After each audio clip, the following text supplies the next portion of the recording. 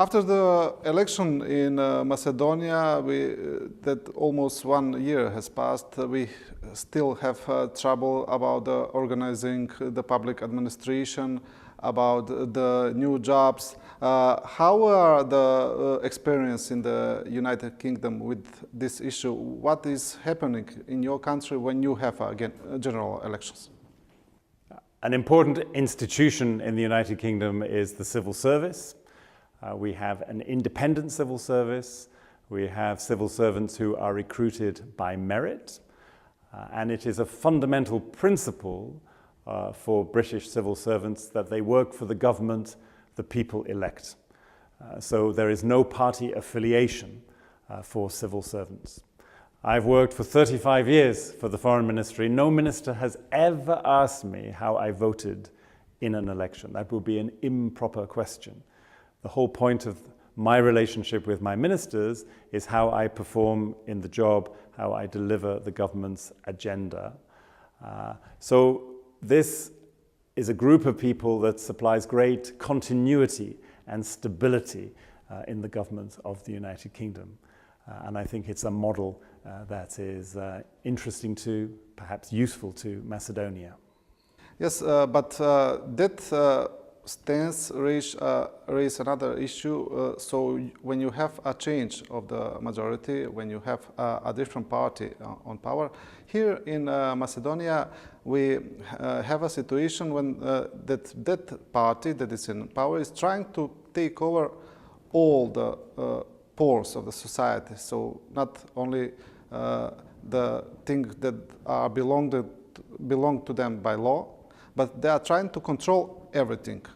So is this happening in the UK when a new party come? How are they not asking the administration, the civil servants, because they can gain more influence if they have their own people in that positions? In the UK it's fundamentally different. That the political level is the final decisive level, but the civil servants execute policy, and they are there for whoever is in power. And so it is a very important protection of our institutions that these people are separate from the government. And our political parties understand this. They know that the civil servants will work for them. They know that they do not need to sweep them aside. They know that the civil servants will have prepared for all the plausible outcomes of a general election, and so are qualified and willing to work for them. And this trust between the ministers and the civil servants is very important for the functioning of the UK. I think if ministers had the power you describe, if they were able to get rid of all the senior civil servants, our country would not work, because the new people would be new to the system as well as to power.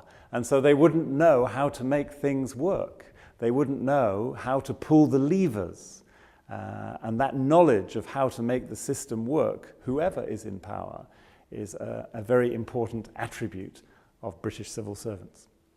Yes, we have another phenomena here in Macedonia, which is also very common in the world. That's political partisanship. The people are voting on elections for the candidate or the party, no matter what. We have very recent examples of that in the world. Also.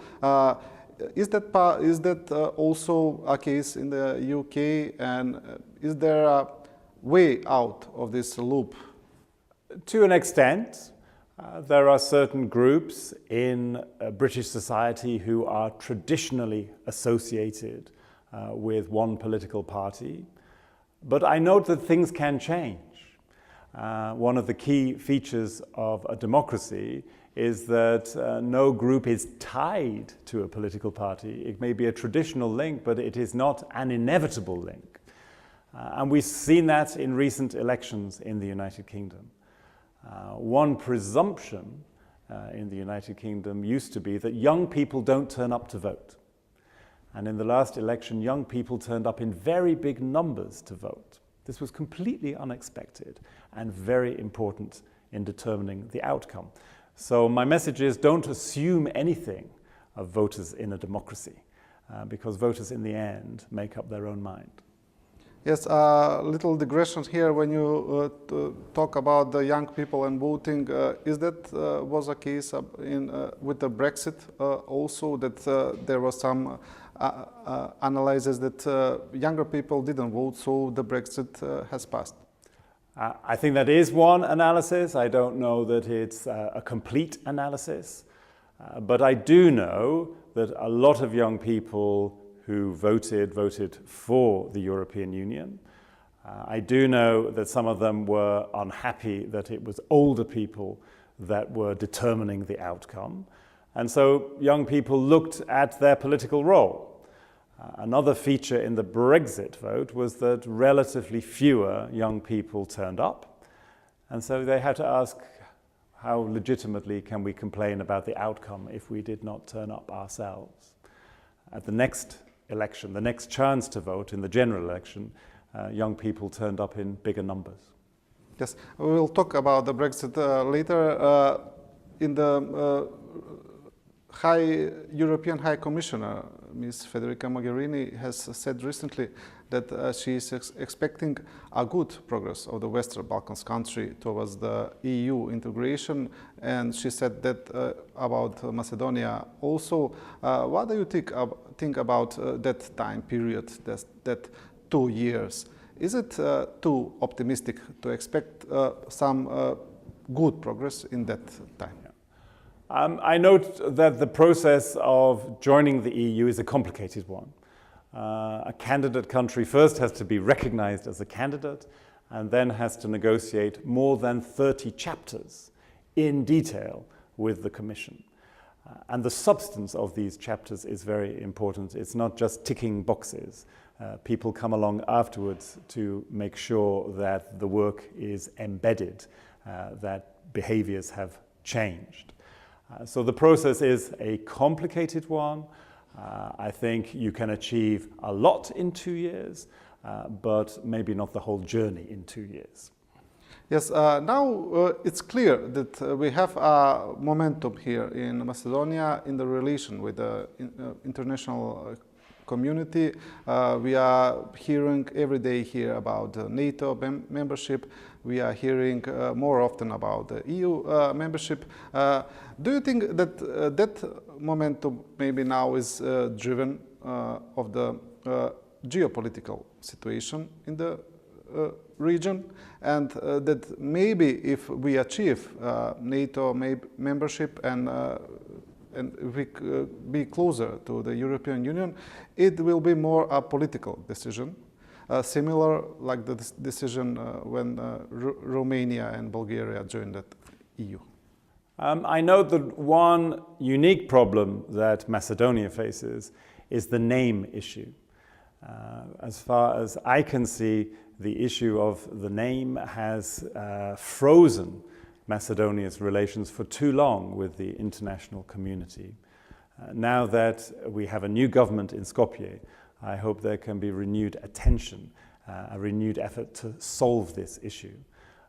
A lot of good work has been done, but very little has happened in the last 9 years. I think it's time for another push, and if it is successful, I think a lot of things will open up for Macedonia. You didn't tell me, do you think that international community is looking different at Macedonia now with the new government? I think yes. This was clearly an exercise in democracy. I've seen the Foreign Ministry yesterday, your Minister for Public Administration. It seems to me that the new government is very serious, A, about reform, and B, about its European destiny. So yes, the new government is a potentially very close partner for the United Kingdom and the international community. You mentioned a name issue. Now we have one talk here about the name issue that Maybe we can join NATO without resolving that issue. About that, maybe we can find some form of agreement with Greece that we join NATO with firearm or something like that, and that we can resolve the name issue in the process later. Do you think? What do you think about that possibility? I note that Macedonia joined the United Nations without resolving the name issue. So yes, these things are possible. But to repeat myself, I think this might be a good time to have another effort. And so instead of sidestepping the issue, solve it. Yes. Okay. Now we see that the United Kingdom is going to Brexit negotiation. Those negotiations are hard with the European Union, as we see. Do you think that maybe is a change now in the attitude of the public in the UK about the Brexit itself? Because every day we see more and more details what the Brexit will actually mean for the UK. You read in the newspaper more and more claims about what Brexit will mean. The detail, I think, is still unclear to even the most well-informed experts. But a couple of points. First, this is a definitive decision. The United Kingdom will leave the European Union on the 29th of March 2019. This is the consequence of the referendum in June 2016. As far as I can see, there is no changing that. What happens in the future, I do not comment about, but that is happening in the spring of 2019. The job of the government, the job of civil servants supporting the government, is to deliver a successful Brexit for the United Kingdom.